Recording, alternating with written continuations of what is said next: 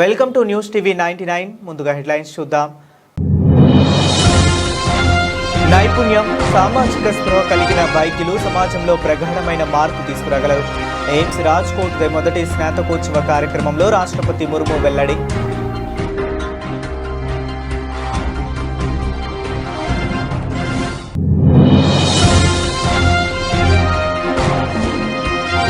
ఇరవై 21వ శతాబ్దం మహిళలదే, కొత్త చరిత్రను లిఖించనున్నామన్న ప్రధాని మోదీ.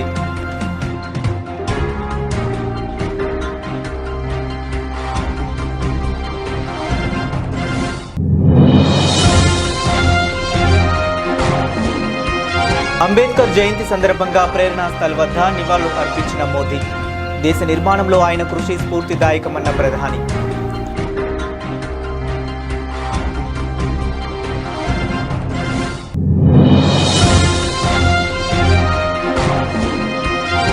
డిలిమిటేషన్, మహిళా రిజర్వేషన్లపై సీఎం రేవంత్ కీలక వ్యాఖ్యలు. ఇది రాజకీయ పార్టీలకు, ప్రభుత్వానికి సంబంధించిన అంశం కాదని స్పష్టీకరణ.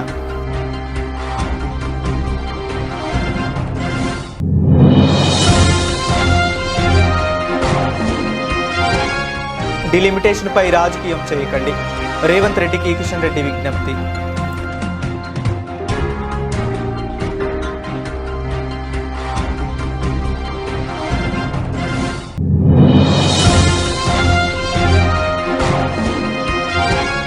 కదిరి సబ్ రిజిస్టర్ కార్యాలయంలో 25 కోట్ల అవినీతి ఆరోపణలు. అధికారులపై కలెక్టర్కు ఫిర్యాదు చేసిన బీజేపీ నేత విష్ణువర్ధన్ రెడ్డి.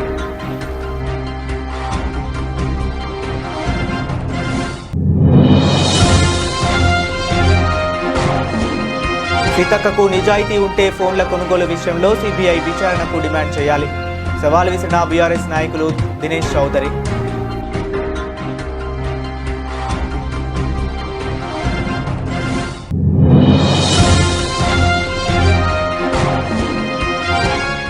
చంద్రబాబు అవినీతి దాహం వల్లే రాష్ట్రానికి అమరావతి మోయలేని భారంగా మారింది. మాజీ మంత్రి పేర్ని నాని విమర్శలు.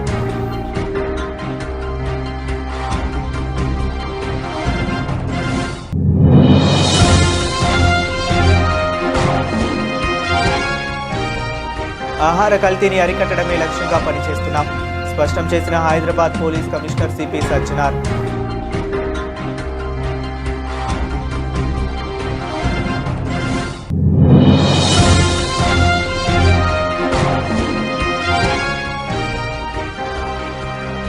మంగళి వర్సెస్ అడ్వకేట్ సుబ్బారావు, పంజగుట్ట పోలీసుల కీలక వివరణ.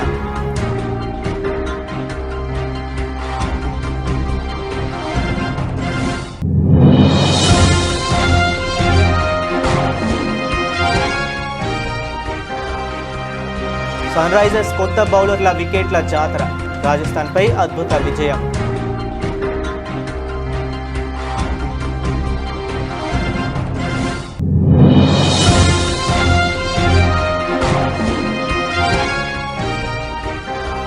శాంతి మాట, పసిడికి బాట, పెరిగిన బంగారం ధర, వెండి ధరలు.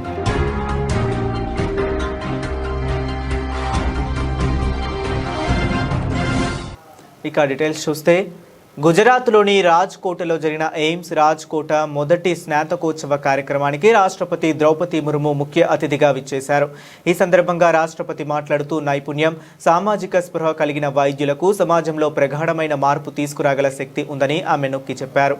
వైద్య చికిత్సలో ఆధునిక సాంకేతికత పరిజ్ఞానాల పాత్ర పెరుగుతుందని రాష్ట్రపతి ప్రముఖంగా ప్రస్తావిస్తూనే ఆరోగ్య సంరక్షణలో మానవ సానుభూతి ప్రత్యామ్నాయం లేదని ఆమె ఉద్ఘాటించారు.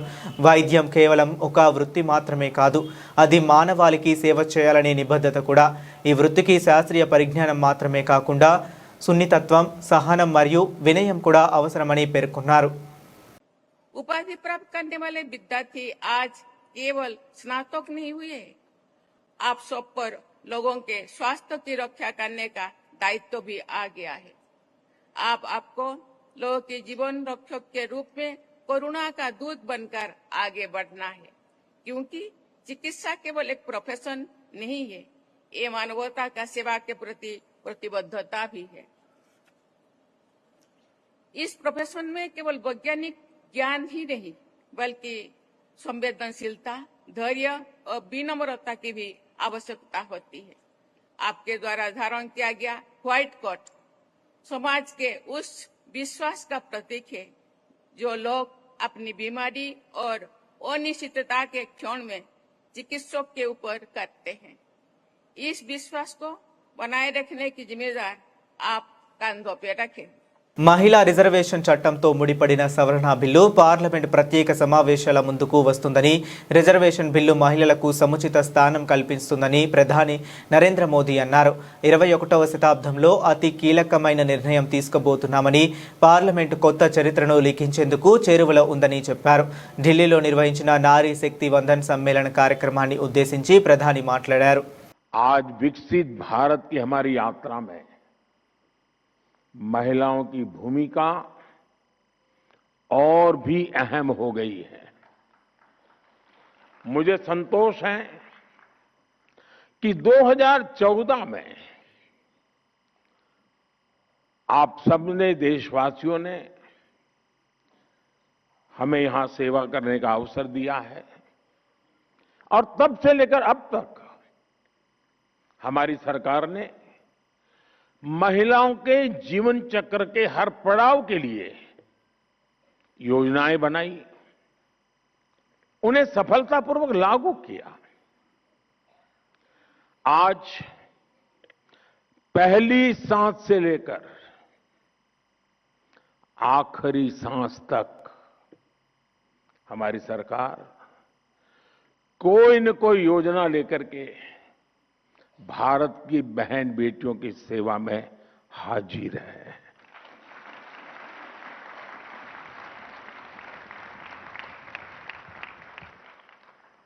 गर्भ में बेटी की हत्या ना हो, इसके लिए हमने बेटी बचाओ बेटी पढ़ाओ अभियान शुरू किया। गर्भ की अवस्था में मां को सही पोषण मिले, इसके लिए हर गर्भवती मां को मातृ वंदना योजना के तहत 5,000 रुपए की आर्थिक मदद दी। जन्म के बाद बेटी को पढ़ाई में मुश्किल ना हो, इसके लिए ज्यादा से ज्यादा ब्याज मिले, ऐसी सुकन्या समृद्धि योजना शुरू की। बेटी డాక్టర్ భీమ్రావ్ రామ్జీ అంబేద్కర్ 135వ జయంతి సందర్భంగా పార్లమెంట్లో ప్రేరణా స్థల్ వద్ద ప్రధాని నరేంద్ర మోదీ నివాళులు అర్పించారు.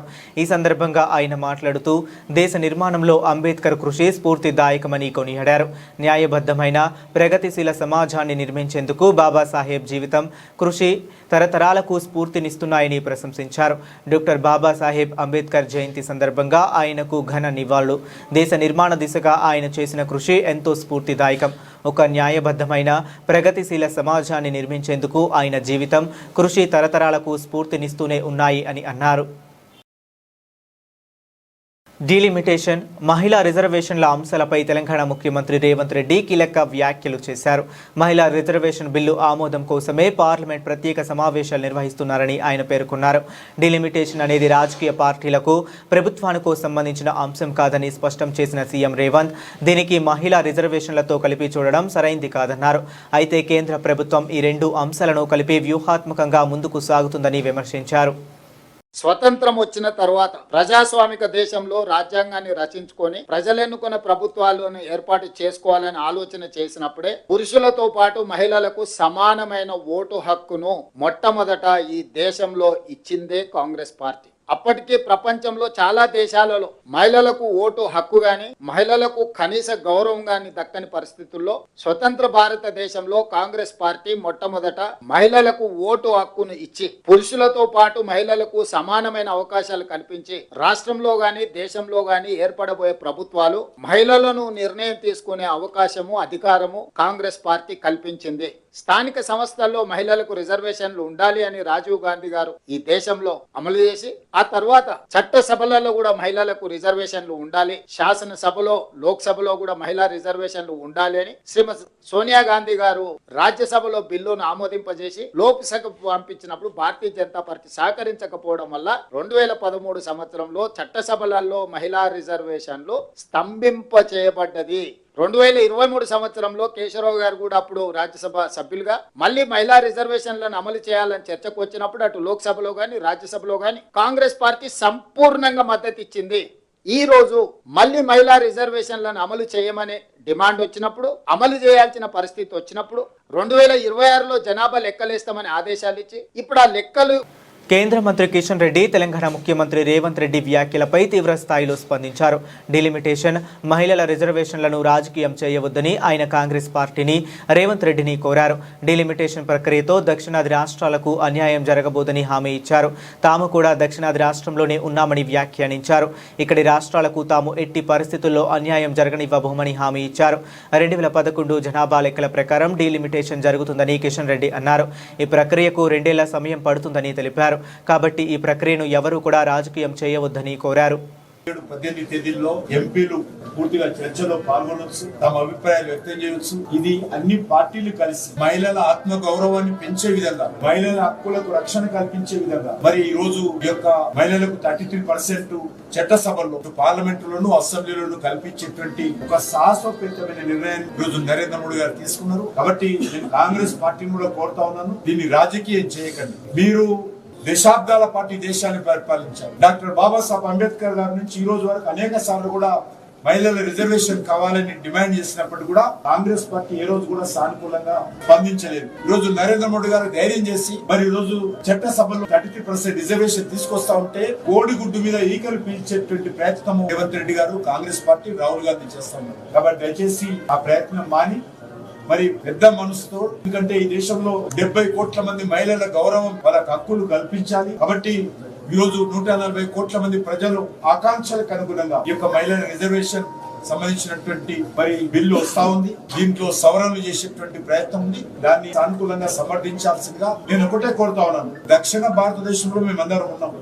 దక్షిణ భారతదేశంలో ఏ ఒక్కరు కూడా, ఏ రాష్ట్రాన్ని కూడా అన్యాయం జరిగేటువంటి ప్రసక్తి లేదు. అన్ని రాష్ట్రాలకు సమన్యాయం జరిగే విధంగా నరేంద్ర మోడీ గారి ప్రభుత్వం కృతనిశ్చయంతో ఉంది. కాబట్టి కాంగ్రెస్ పార్టీ, రాహుల్ గాంధీ గారు కానీ, ఆ పార్టీకి సంబంధించినటువంటి వాళ్ళు కానీ మరి దీనిపైన రాజకీయం చేయకూడదని. కదిరి సబ్ రిజిస్టర్ కార్యాలయంలో 25 కోట్ల అవినీతి జరిగిందని బీజేపీ నేత విష్ణువర్ధన్ రెడ్డి సంచలన ఆరోపణలు చేశారు. ఈ విషయమై ఆయన అధికారులపై కలెక్టర్కు ఫిర్యాదు చేశారు.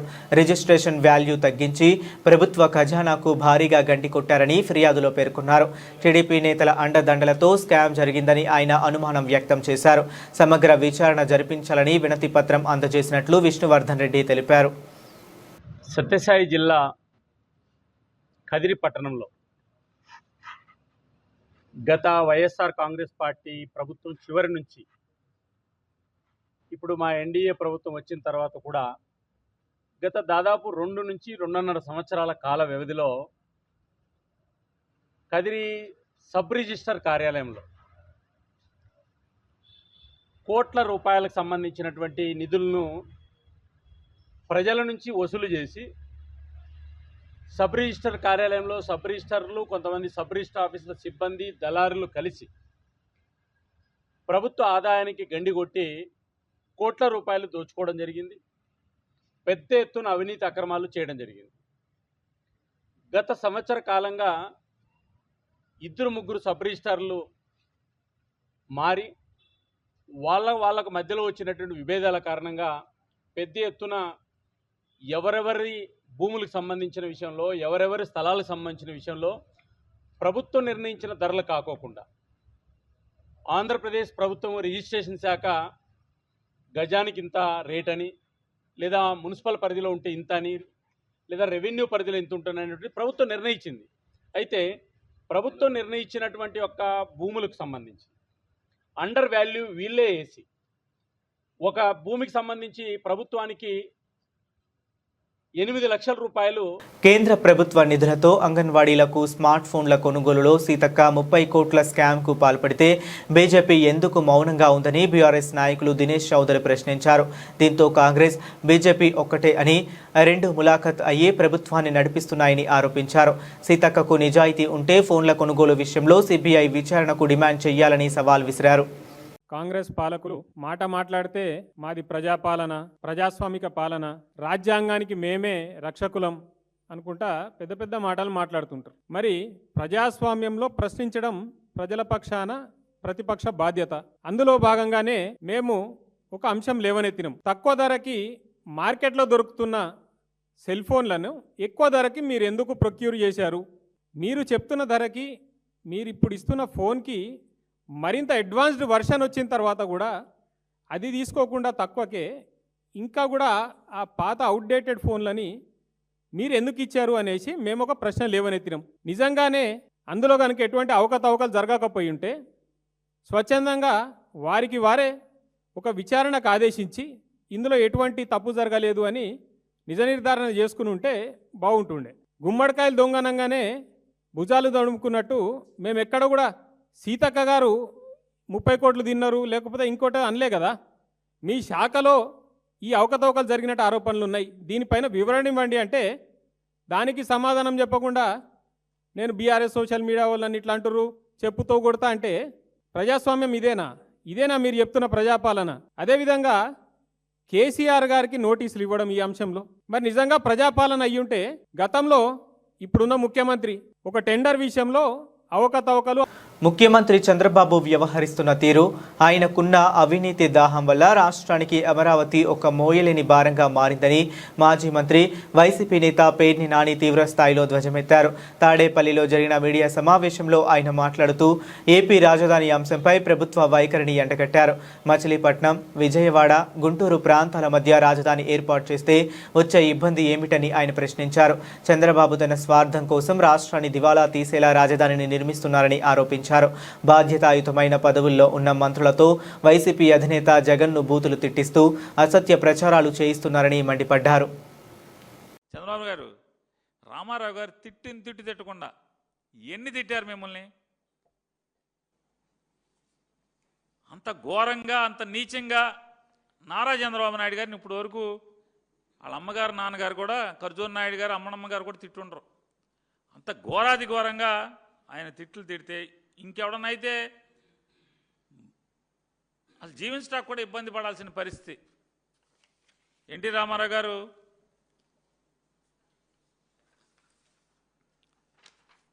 గొడ్డు కన్నా హీనం, గాడ్సే కన్నా ఘోరం. గొడ్డు కన్నా హీనం, గాడ్సే కన్నా ఘోరం.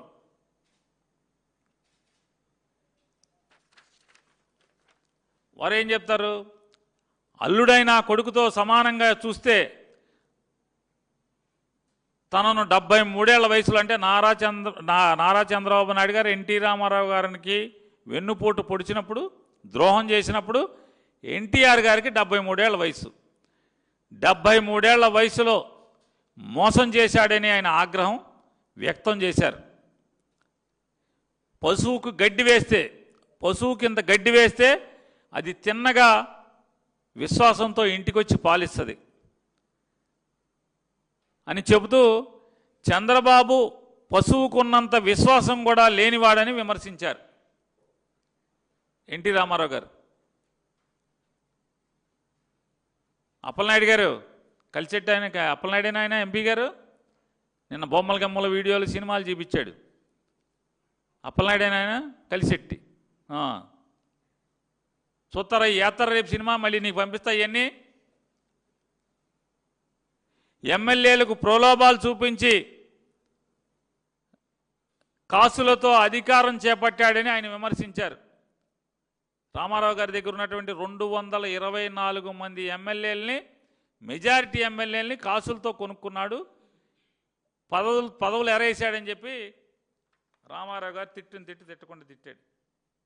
హైదరాబాద్ నగర పౌరుల ఆరోగ్యాన్ని హరించి వేస్తున్న ఆహార కల్తీని అరికట్టడమే లక్ష్యంగా పనిచేస్తున్నామని Hyderabad police commissioner VC Sajjanar స్పష్టం చేశారు. కల్తీ నివారణ కోసం బేగం బజార్లో ప్రత్యేకంగా ఏర్పాటు చేసిన హెచ్ ఫాస్ట్ కార్యాలయాన్ని ఆయన సందర్శించి అక్కడ పనితీరును సమీక్షించారు.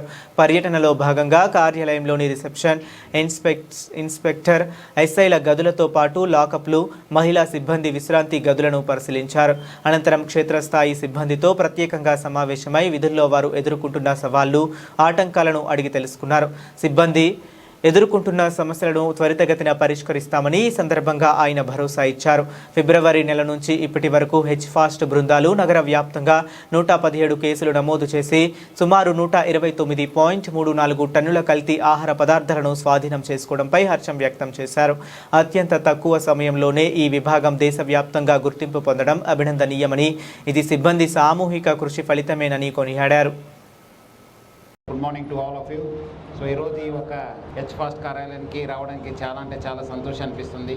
చాలా తక్కువ టైంలో మీరందరూ కూడా బాగా కృషి చేశారు. టాస్క్ ఫోర్స్ మీరందరూ కూడా హెచ్ఫాస్ట్ ఆఫీసర్స్ మీ యొక్క ఆఫీసర్స్ నేతృత్వంలో మంచి పని చేసి ప్రజలకి మెరుగైన ఆరోగ్యం ఇవ్వడానికి వాళ్ళు కొన్ని సంవత్సరం కూడా వాళ్ళు జీవనం కూడా పెంచడానికి మీరందరూ కూడా అదేవిధంగా ఒక ఆరోగ్య హైదరాబాదు సురక్షిత హైదరాబాద్ ఒక నినాదంతో మీరందరూ కూడా పనిచేస్తున్నారు. సో అందుకు మీరందరూ కూడా నా తరఫు నుంచి సిటీ పోలీస్ తరఫున కూడా పేరు అభినందిస్తున్నాను.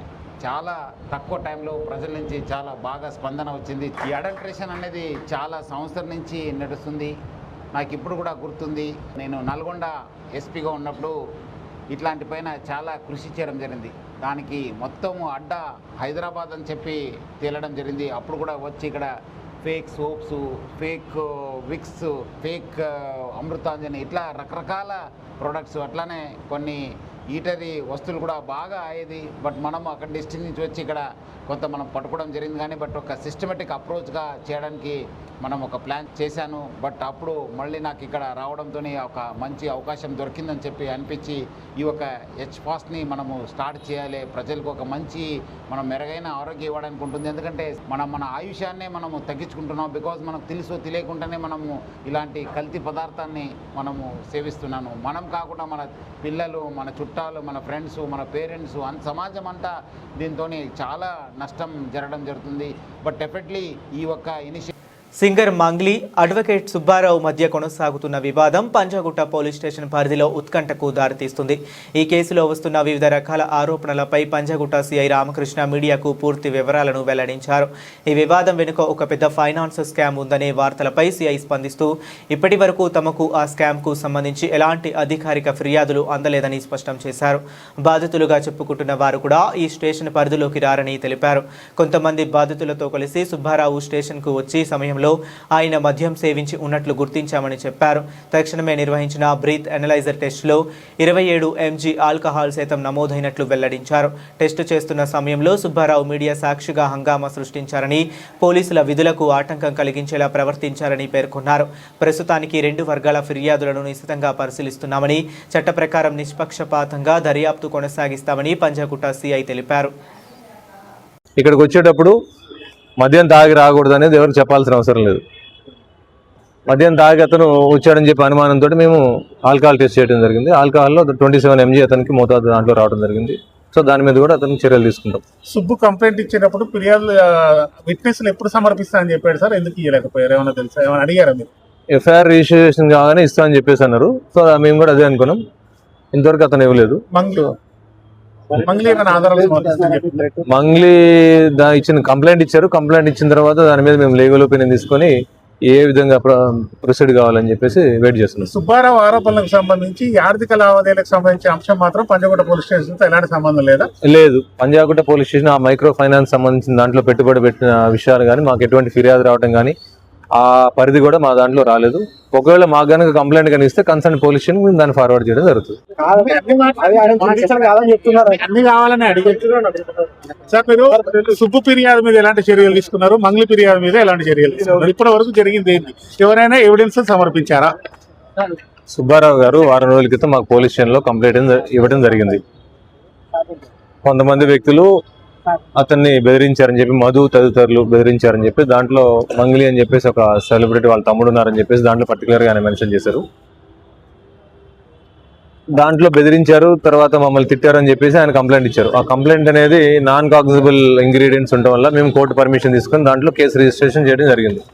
సో ఇప్పటి వరకు కేసు రిజిస్ట్రేషన్ అయిన తర్వాత అతని వరకు మాకు ఎటువంటి ఆధారాలు సమర్పించలేదు. హైదరాబాద్లోని రాజీవ్ గాంధీ అంతర్జాతీయ స్టేడియంలో జరిగిన ఐపీఎల్ మ్యాచ్లో సన్ రైజర్స్ హైదరాబాద్ అదరగొట్టింది. బ్యాటింగ్, బౌలింగ్లో పూర్తి ఆధిపత్యం ప్రదర్శించి రాజస్థాన్ రాయల్స్పై 57 పరుగుల భారీ తేడాతో ఘన విజయం సాధించింది. సన్ రైజర్స్ నిర్దేశించిన 217 పరుగుల భారీ లక్ష్యంతో బరిలోకి దిగిన రాజస్థాన్ రాయల్స్ ఇన్నింగ్స్ పేకమేడలా కూలింది.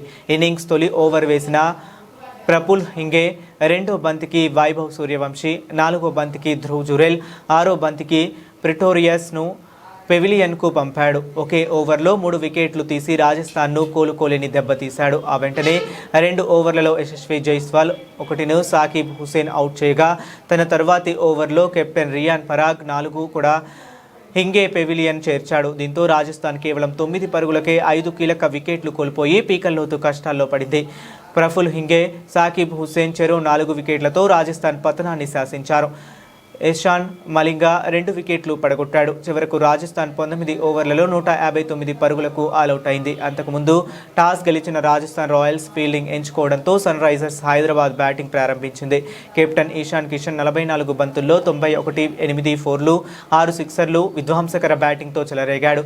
రాజస్థాన్ బౌలర్లను లక్ష్యంగా చేసుకుని బౌండరీలు, సిక్సర్లతో హోరెత్తించాడు. శతకానికి చేరువలో అతడు అవుట్ అయ్యాడు.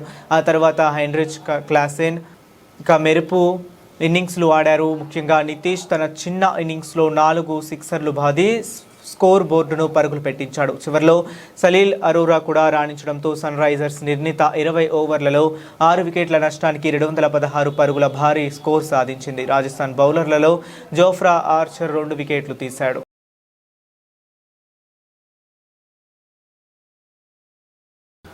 రెండు రోజులుగా నష్టాల్లో ఉన్న బంగారం, వెండి ధరలు మంగళవారం తిరిగి పుంజుకున్నాయి. అమెరికా, ఇరాన్ మధ్య ఉద్రిక్తతలు తగ్గుముఖం పట్టడం, దౌత్యపరమైన చర్చలకు అవకాశం ఉందన్న సంకేతాలు వెలువడమే ఇందుకు ప్రధాన కారణం. దీంతో ద్రవ్యోల్బణంపై ఆందోళన తగ్గడంతో బులియన్ మార్కెట్లో కొనుగోలు ట్రెండ్ కనిపించింది. అంతర్జాతీయ మార్కెట్లో కామెక్స్ గోల్డ్ ధర 0.74% పెరిగి ఔన్స్కు 4,802.80 డాలర్ల వద్ద ట్రేడ్ అయింది. గత 2 సెషన్స్లలో కోల్పోయిన నష్టాలను చాలా వరకు రికవరీ చేసింది. అలాగే వెండి ధర కూడా 2% పెరిగి ఔన్స్కు 77.16 డాలర్లకు చేరింది. ఇరాన్ అధికారులు చర్చలకు సిద్ధంగా ఉన్నట్లు తమను సంప్రదించారని అమెరికా అధ్యక్షుడు డొనాల్డ్ ట్రంప్ వెల్లడించారు. మరోవైపు అంతర్జాతీయ చట్టాల పరిధిలో శాంతి చర్చలను కొనసాగించడానికి టెహ్రాన్ సిద్ధంగా ఉందని ఇరాన్ అధ్యక్షుడు మసూద్ పెజెష్కియాన్ కూడా సూచించారు. ఈ పరిణామాలతో గ్లోబల్ మార్కెట్ సెంటిమెంట్ మెరుగుపడింది.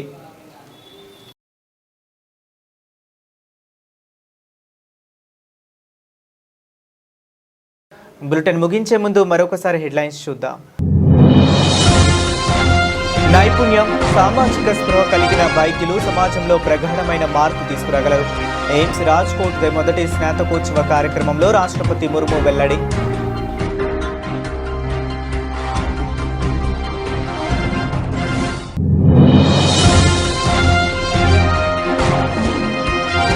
ఇరవై 21వ శతాబ్దం మహిళలదే, కొత్త చరిత్రను లిఖించనున్నామన్న ప్రధాని మోదీ.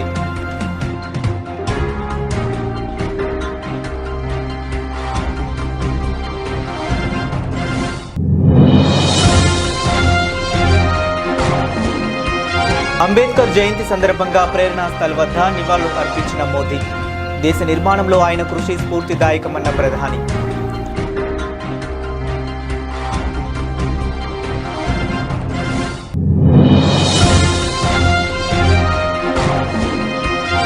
డిలిమిటేషన్, మహిళా రిజర్వేషన్లపై సీఎం రేవంత్ కీలక వ్యాఖ్యలు. ఇది రాజకీయ పార్టీలకు, ప్రభుత్వానికో సంబంధించిన అంశం కాదని స్పష్టీకరణ.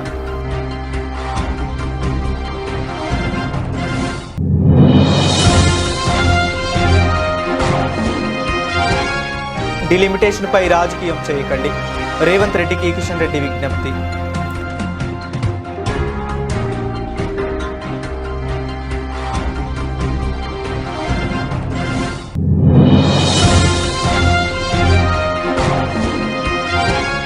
కదిరి సబ్ రిజిస్టర్ కార్యాలయంలో 25 కోట్ల అవినీతి ఆరోపణలు. అధికారులపై కలెక్టర్కు ఫిర్యాదు చేసిన బీజేపీ నేత విష్ణువర్ధన్ రెడ్డి.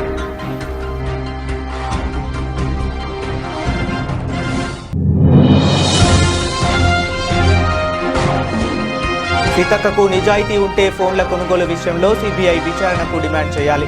సవాల్ విసిరిన బీఆర్ఎస్ నాయకులు దినేష్ చౌదరి.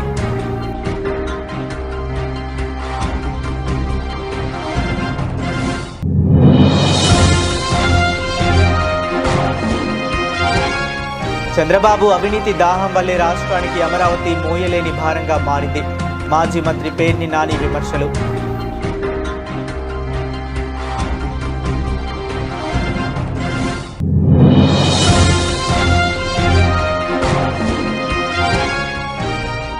ఆహార కల్తీని అరికట్టడమే లక్ష్యంగా పనిచేస్తున్నాం, స్పష్టం చేసిన Hyderabad police commissioner CP Sajjanar.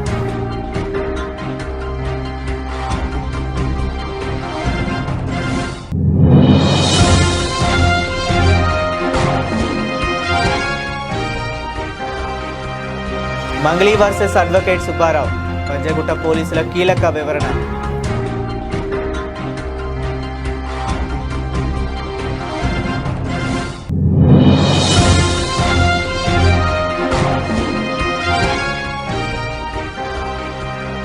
Sun Risers కొత్త బౌలర్ల వికెట్ల జాతర, రాజస్థాన్పై అద్భుత విజయం.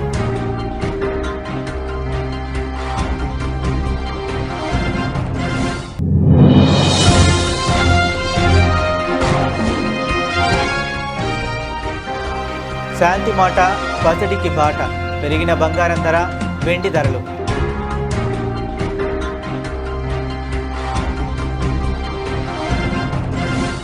ఇవి ఇప్పటి వరకు ఉన్న అప్డేట్స్. మరిన్ని అప్డేట్స్ కోసం కీప్ వాచింగ్.